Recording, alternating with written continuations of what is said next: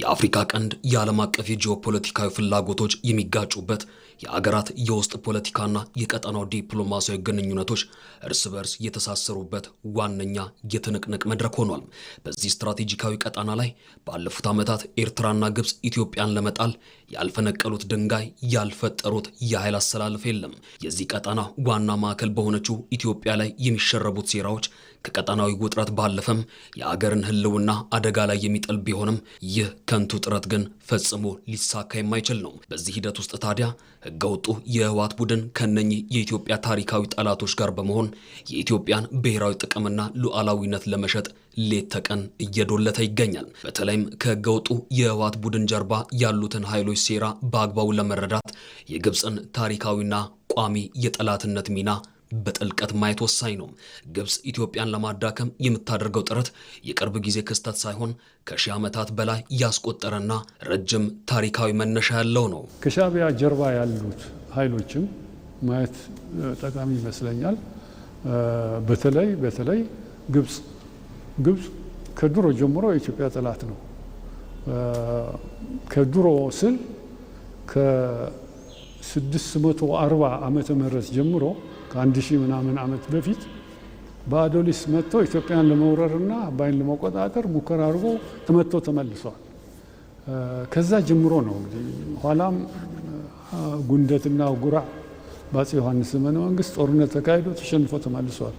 ይሄ ስትራቴጂው ቀይሮ በጦርነት ሳይሆን ከውስጥ ጠላት በመፍጠር የኢትዮጵያን ስርዓተ መንግስት ማዳከምና ማፍረስ የሚል ቋሚ ዓላማ አለው። ህገወጡ የህወሓት ቡድን ኢትዮጵያን ለማተራመስ ብሎም ብሔራዊ ጥቅምና ሉዓላዊነቷን አደጋ ላይ ለመጣል ከሚፈልጉ ታሪካዊ የውጭ ጠላቶች ጋር በጥቅም ተሳስሮ ለእነዚሁ ኃይሎች እየሰራ ስለመሆኑ ብዙ ማሳያዎች አሉ። ኢትዮጵያ አለመረጋጋትን እንደ ቋሚ አጀንዳው የሚወስድ አገር አለ።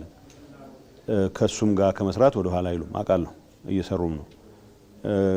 ግን ለምሳሌ ግብጽ በግልጽ ለመናገር ሁሉ ነገር በርካሽ መፈጸም ነው የሚፈልጉት እና ይሄ ሰራዊት ልከው ትልልቅ ሚሳይሎች አግዘው ትልልቅ የጦር መሳሪያ አገዛ አድርገው ነው አይደል ማድረግ የሚፈልጉት። $500,000 ወይ የሆነ ጸረ ታንክ SPG-9 የሚባል ጸረ ታንክ ምናምን ሰጥተው አጋግለው እዚህ ውስጥ እንዲቀቀሉ ያደርጉና ኢትዮጵያ የምትተራመስበት አጀንዳ ኤርትራ ሴም ቲንግ ያደርጋል። ኢሳያስ መንግስት እነዚህ ሰዎች እንጂ ትግራይ ውስጥ የደረሰውን በልኩን ጥፋት የፈጸመው የኤርትራ መንግስት ነው። ሲስተማቲክ በሆነ መንገድ ትግራይን ማጥፋት አለብኝ፣ ህወሓት ነው ወደ ኋላ የመለሰኝ፣ ስለዚህ ትግራይን ወደ ኋላ መልሳታለሁ ብሎ የልማት ተቋማትን ደሊብሬትሊ ያፈረሰ ድርጅትና መንግስት ጋር ነው አብረው ይሰራሉ። የኢትዮጵያ ታሪካዊ ጠላቶች በታሪክም ሆነ በአሁኑ ወቅት የኢትዮጵያን ብሔራዊ ጥቅም ሉዓላዊነትና የውስጥ አንድነት ለማዳከም የሚደረጉ ጥረቶች በተለያዩ መንገዶችና ስልቶች ሲተገበሩም ይታያሉ። ይህን እቅድ ለማሳካት በከንቱ ቢዳክሩም ተላላኪውንና ህገወጡን የህወሓት ቡድን ጨምሮም የተለያዩ ቡድኖችን መጠቀሚያ እያደረጉ ይገኛሉ። ይህ ቋሚ ዓላማው ለማሳካት አንዱ የሚጠቀመው ሻዕቢያን ነው። ሌላው የሚጠቀመው የህወሓት አመራርን ነው። ከዛም አልፎ የተለያዩ ድርጅቶች ኦነግ ሸኔ በለው ፋኖ በለው እነዚህን ከውስጥ ትጥቅ በመስጠት በማደራጀት በዲፕሎማሲያዊ መንገድን በመርዳት ከሌሎች አረብ አገሮች እርዳታ እንዲያገኙ በማድረግ ኢትዮጵያን ለማፍረስ ያላቸው ዓላማ